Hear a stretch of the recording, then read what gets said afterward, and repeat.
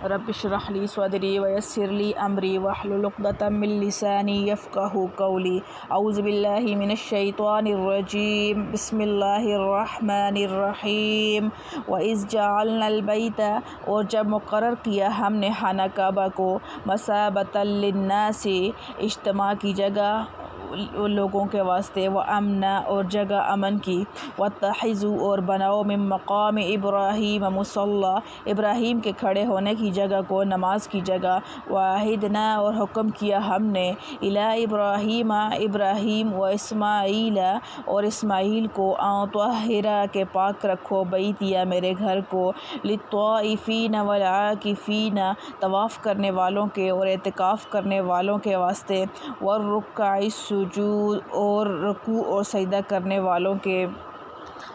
حل لغات مثابتاً یہ لفظ صابہ یصوب صوباً و مثاباً سے ماخوذ ہے جس کے معنی لوٹنے کے ہیں۔ اس سے مصابہ کے معنی مرجع کے ہو گئے جہاں آدمی بار بار لوٹ کر جائے، اور وہ وقت بھی یاد کرنے کے قابل ہے جس وقت ہم نے خانہ کعبہ کو لوگوں کا معبد اور مقام امن ہمیشہ سے مقرر کر رکھا، اور آخر میں امت محمدیہ صلی اللہ علیہ وسلم کو حکم دیا کہ برکت حاصل کرنے کے لیے مقام ابراہیم کو کبھی کبھی نماز پڑھنے کی جگہ بنا لیا کرو۔ اور ہم نے بنائے خانہ کعبہ کے وقت حضرت ابراہیم اور حضرت اسماعیل علیہ السلام کی طرف حکم بھیجا کہ میرے اس گھر کو خوب پاک اور صاف رکھا کرو، وہ بیرونی و مقامی لوگوں کی عبادت کے واسطے اور رکوع اور سجدہ کرنے والوں کے واسطے۔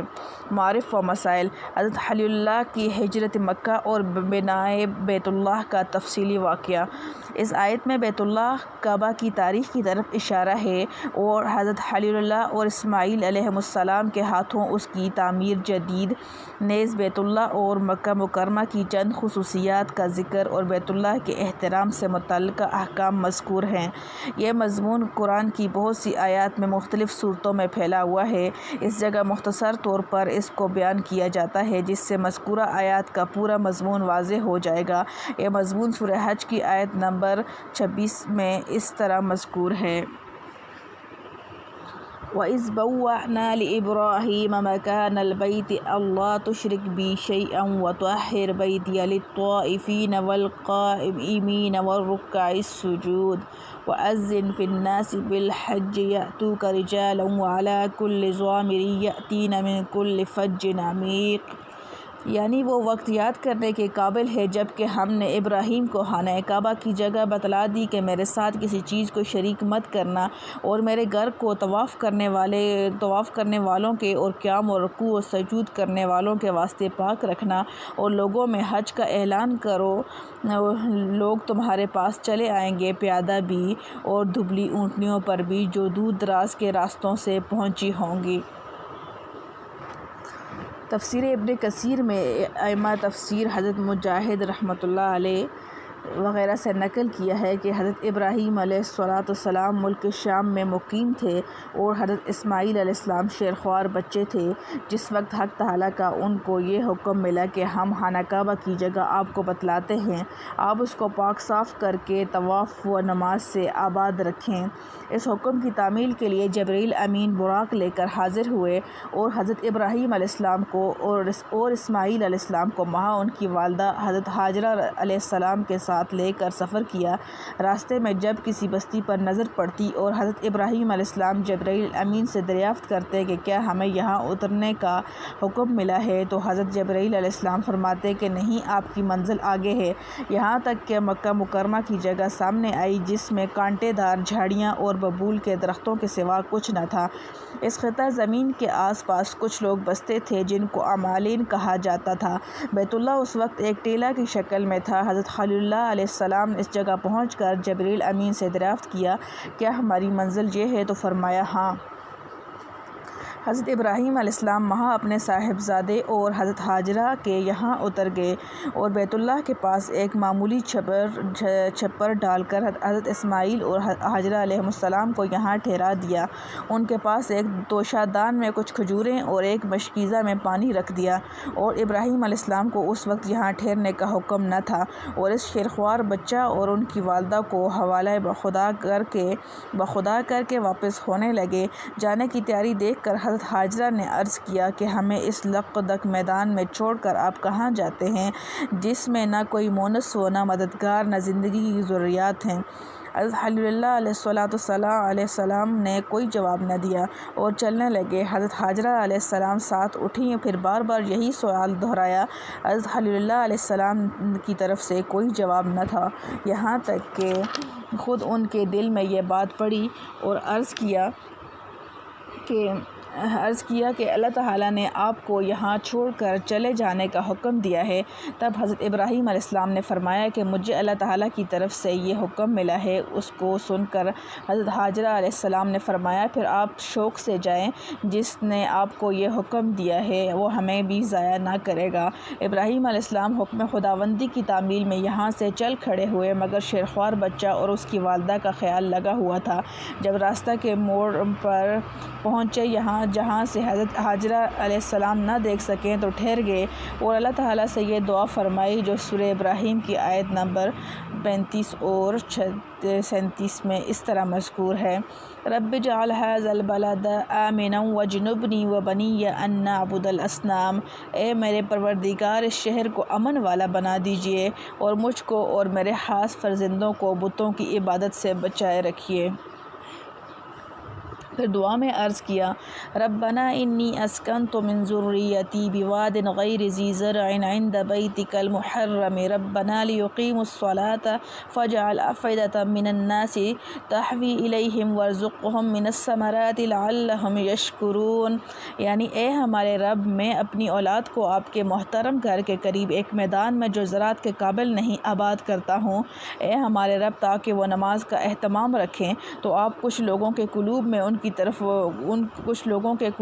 کی طرف مائل کر دیجئے اور ان کو پھل کھانے کو دیجئے تاکہ یہ لوگ شکر کریں۔ سابقہ حکم جس کی بنا پر شام سے ہجرت کرا کر حضرت اسماعیل علیہ السلام اور ان کی والدہ کو یہاں لایا گیا تھا، اس میں یہ ارشاد ہوا تھا کہ میرے گھر کو پاک رکھنا۔ حضرت خلیل اللہ علیہ السلام جانتے تھے کہ پاک رکھنے سے مراد یہ ہے کہ اس کو ظاہری نجاست اور گندگی سے بھی پاک رکھا جائے اور باطنی نجاست، کفر و شرک سے بھی فرمان الہی مقصود ہے۔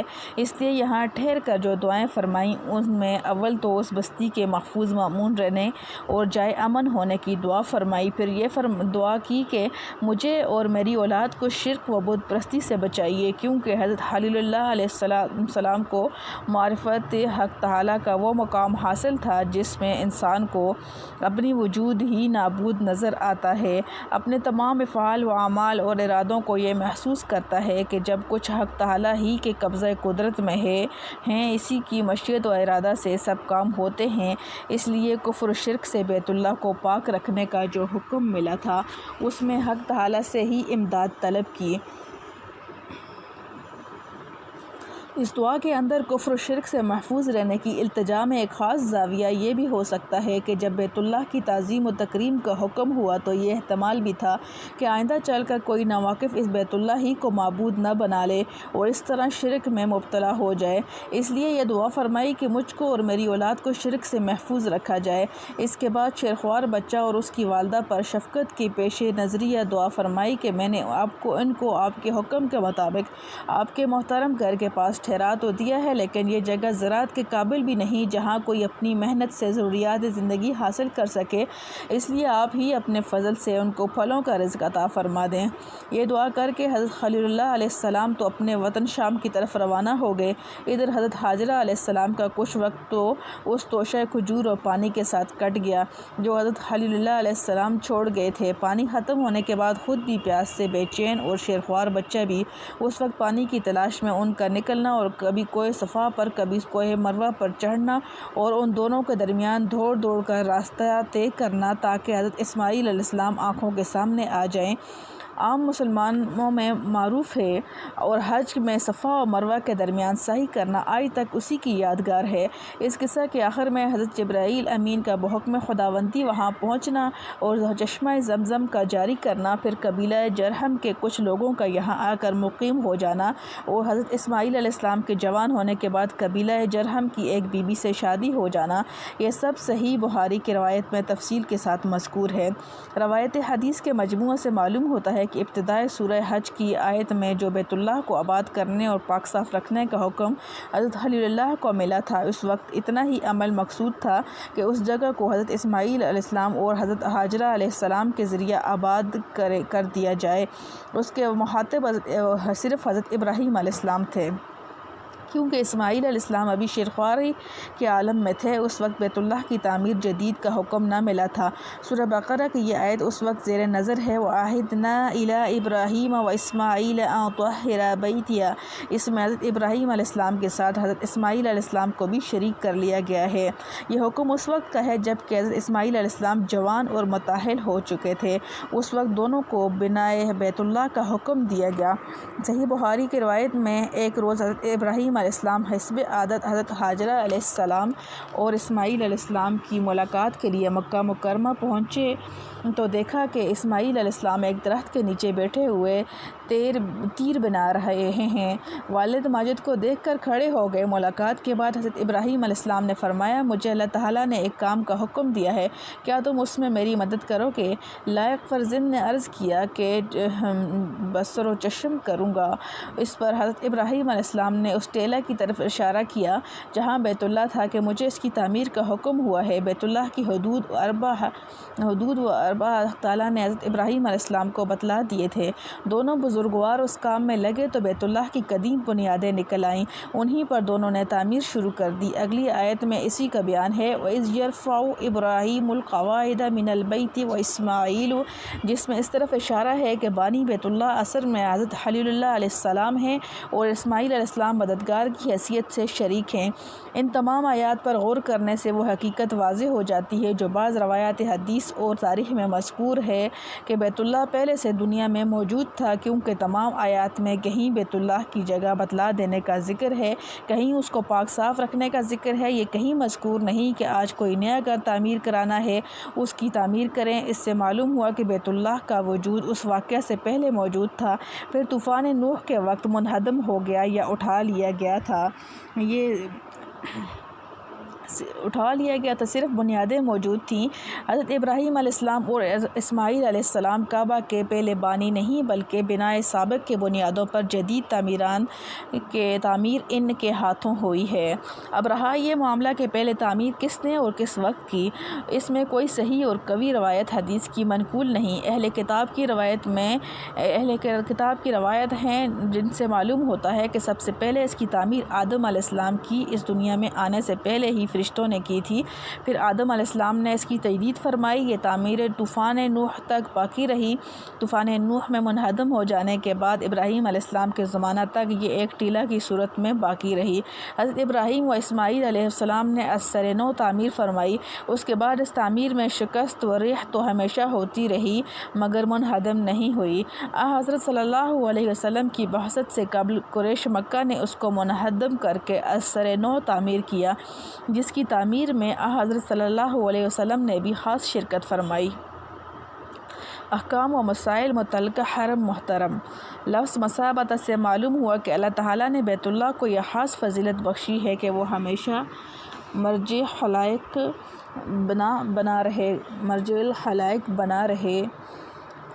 بنا رہے گا اور لوگ بار بار اس کی طرف جانے اور لوٹنے کے آرزومند رہیں گے۔ امام تفسیر حضرت مجاہد رحمۃ اللہ علیہ نے فرمایا، لا یقضی احد منہما وتر کرتبی، یعنی کوئی آدمی اس کی زیارت سے کبھی سیر نہیں ہوتا بلکہ ہر مرتبہ پہلے سے زیادہ زیارت و طواف کا شوق لے کر لوٹتا ہے۔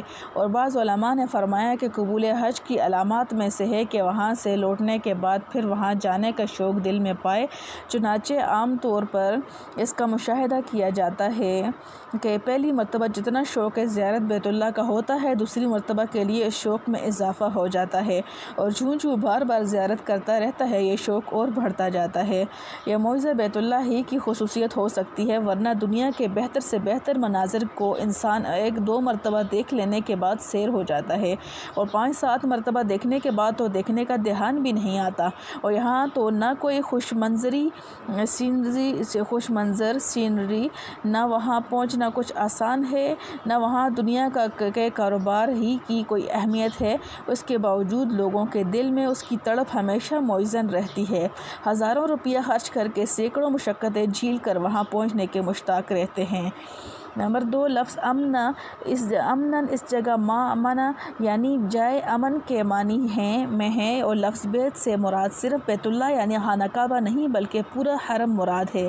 قرآن کریم میں بیت اللہ اور کعبہ کا لفظ بول کر پورا حرم مراد لینے کے اور بھی شواہد موجود ہیں، جیسے ارشاد ہے حدیا بالغ الکعبۃ، اس میں لفظ کعبہ بول کر پورا حرم مراد لیا گیا ہے کیونکہ اس میں ذکر قربانی کا ہے، اور بیت کے کعبہ کے اندر تو قربانی نہیں ہوتی اور نہ وہاں قربانی کرنا جائز ہے۔ اس لیے معنی آیت کے یہ ہوئے کہ ہم نے حرم مکہ کو جائے امن بنا دیا، اور جائے امن بنا دینے سے مراد لوگوں کو یہ حکم دینا کہ حرم محترم کو عام قتل قتال اور انتقام سے بالاتر رکھیں۔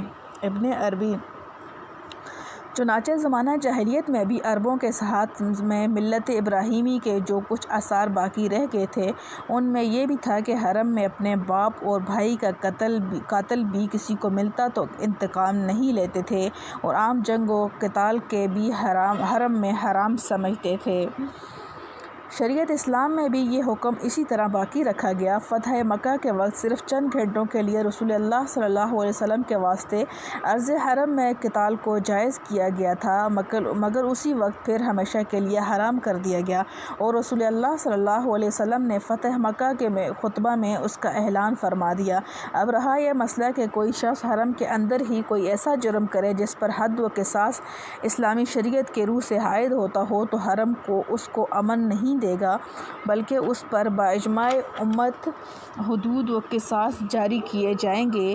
احکام قرآن جساس و کرتبی، کیونکہ قرآن کریم کا ارشاد ہے فَإِن قَاتَلُوكُمْ فَاقْتُلُوهُمْ، یعنی اگر تم سے لوگ حرم میں قتال کرنے لگیں تو تم بھی وہیں ان کو قتل کر دو۔ البتہ یہاں ایک مسئلہ ائمہ مجتہدین میں مختلف فی ہے، وہ یہ کہ کوئی شخص باہر سے جرم کر کے حرم میں پناہ لے لے تو اس کے ساتھ کیا معاملہ کیا جائے گا۔ اس میں بعض ائمہ اس پر بھی حرم میں حدود و قصاص کی سزائیں جاری کرنے کا حکم دیتے ہیں، اور امام اعظم ابو حنیفہ رحمۃ اللہ علیہ کے نزدیک اس کو سزا سے چھوڑنا تو نہیں، کیونکہ اگر ایسا کیا گیا تو جرائم کر کے سزا سے بچنے کا راستہ کھول جائے گا اور عالم میں فساد برپا ہو جائے گا اور حرم مجرموں کا ٹھکانہ بن جائے گا۔ لیکن احترام حرم کے سبب حرم کے اندر سزا نہ دی جائے گی، بلکہ اس کو مجبور کیا جائے گا کہ وہ حرم سے باہر نکلے، وہاں سے نکلنے کے بعد سزا جاری کی جائے گی۔ نمبر 3، وَاتَّخِذُوا مِن مَّقَامِ إِبْرَاهِيمَ مُصَلًّى، اس میں مقام ابراہیم سے مراد وہ پتھر ہے جس پر حضرت ابراہیم خلیل اللہ علیہ السلام کے قدم مبارک کا بطور معجزہ نشان پڑ گیا تھا، جس کو تعمیر بیت اللہ کے وقت آپ نے استعمال کیا تھا۔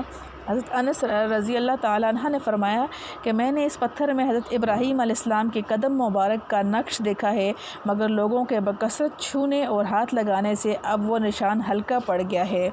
قرطبی اور حضرت عبداللہ بن عباس رضی اللہ تعالیٰ عنہ سے مقام ابراہیم کی تفسیر میں یہ بھی منقول ہے کہ پورا حرم مقام ابراہیم ہے۔ ممکن ہے کہ اس سے مراد یہ ہو کہ طواف کے بعد 2 رکعتیں جن کو مقام ابراہیم پر پڑھنے کا حکم اس آیت میں ہے، اس حکم کی تعمیل پورے حرم میں کسی جگہ بھی یہ رکعتیں پڑھنے سے ہو جائے گی۔ اس پر اکثر فقہائے امت متفق ہیں۔ نمبر 4، آیت مذکورہ میں مقام ابراہیم کو مصلی بنانے کا حکم ہے۔ اس کی وضاحت خود رسول کریم صلی اللہ علیہ وسلم نے حجۃ الوداع میں اپنے قول و عمل سے اس طرح فرما دی کہ آپ صلی اللہ علیہ وسلم طواف کے بعد مقام ابراہیم کے پاس پہنچے جو بیت اللہ کے سامنے تھوڑے فاصلے سے رکھا ہوا ہے۔ وہاں پہنچ کر یہ آیت تلاوت فرمائی وَاتَّخِذُوا مِن مَّقَامِ إِبْرَاهِيمَ مُصَلًّى، اور پھر مقام ابراہیم کے پیچھے اس طرح 2 رکعت نماز پڑھی کہ مقام ابراہیم کو درمیان میں رکھتے ہوئے بیت اللہ کا استقبال ہو جائے۔ صحیح مسلم۔ اسی لیے فقہائے امت نے فرمایا جس شخص کو مقام ابراہیم کے پیچھے مصلحتاً جگہ نہ ملے وہ کتنے ہی فاصلہ پر بھی جب اس طرح کھڑا ہو کہ مقام ابراہیم بھی اس کے سامنے رہے اور بیت اللہ بھی، تو اس حکم کی پوری تعمیل ہو جائے گی۔ نمبر 5، اس آیت سے ثابت ہوا کہ طواف کے بعد کی 2 رکعتیں واجب ہیں، جساس و مناسک ملاحلہ قاری۔ البتہ ان 2 رکعتوں کا خاص مقام ابراہیم کے پیچھے ادا کرنا سنت ہے، اور حرم میں کسی دوسری جگہ بھی ادا کرے تو کافی ہوگا، کیونکہ رسول اللہ صلی اللہ علیہ وسلم سے ان رکعتوں کا بیت اللہ کے دروازے سے متصل پڑھنا بھی ثابت ہے، اور حضرت عبداللہ بن عباس رضی اللہ تعالیٰ عنہ سے بھی اس جگہ پڑھنا منقول ہے، اور ملا علی قاری رحمۃ اللہ علیہ نے کتاب مناسک میں فرمایا کہ یہ 2 رکعت طواف تو واجب ہیں، اور سنت یہ ہے کہ مقام ابراہیم کے پیچھے ادا کی جائیں، لیکن اگر کسی وجہ سے وہاں ادا نہ کر سکا تو پھر حرم میں یا حرم سے باہر جہاں کہیں ممکن ہوا ادا کرنے سے واجب ادا ہو جائے گا۔ رسول کریم صلی اللہ علیہ وسلم کے ساتھ حجۃ الوداع میں حضرت ام سلمہ رضی اللہ تعالیٰ عنہ کو ایسا ہی اتفاق ہوا کہ ان کو واجب طواف نماز پڑھنے کا وہاں موقع نہ ملا تو مسجد حرام بلکہ مکہ مکرمہ سے نکلنے کے بعد ادا کی، اور بضرورت حرم سے باہر ادا کرنے پر جمہور علماء کے نزدیک کوئی دم بھی واجب نہیں ہوتا، صرف امام مالک رحمۃ اللہ علیہ وجوب دم کے قائل ہیں۔ مناسک ملا علی قاری۔ نمبر 6، طاہرہ بیتیہ، اس میں بیت اللہ کو پاک کرنے کا حکم ہے، جس میں ظاہری نجاسات اور گندگی سے طہارت بھی داخل ہے، اور باطنی نجاسات کفر و شرک اور اخلاق رذیلہ، بغض و حسد، حرص و ہوا، تکبر و غرور، ریا و نام و نمود سے پاکی بھی شامل ہے، اور اس حکم طہارت کے لیے لفظ بیتیہ میں اس طرف بھی اشارہ ہے کہ یہ حکم تمام مساجد کے لیے عام ہے، کیونکہ ساری مساجد بیت اللہ ہیں، اور جیسا کہ ارشاد ہے کہ فی بیوت اذن اللہ ترفع، یعنی حضرت فاروق اعظم رضی اللہ تعالیٰ عنہ نے مسجد میں ایک شخص کی آواز سنی تو فرمایا، تمہیں خبر نہیں کہ تم کہاں کھڑے ہو؟ یعنی مسجد کا ادب و احترام چاہیے، اس میں غیر مشروع آواز بلند نہیں کرنا چاہیے۔ حاصل یہ ہے کہ اس آیت سے جس طرح بیت اللہ کا تمام ظاہری اور باطنی نجاسات سے پاک رکھنا ضروری ہے، اس طرح تمام مساجد کو بھی پاک رکھنا واجب ہے، یعنی مساجد میں داخل ہونے والوں پر لازم ہے کہ اپنے بدن اور کپڑوں کو بھی تمام نجاسات اور بدبو کی چیزوں سے پاک صاف رکھیں، اور اپنے دلوں کو شرک و نفاق اور تمام اخلاق رذیلہ، تکبر، حسد، بغض و حرص و ریا وغیرہ کی نجاسات سے پاک کر کے داخل ہوں۔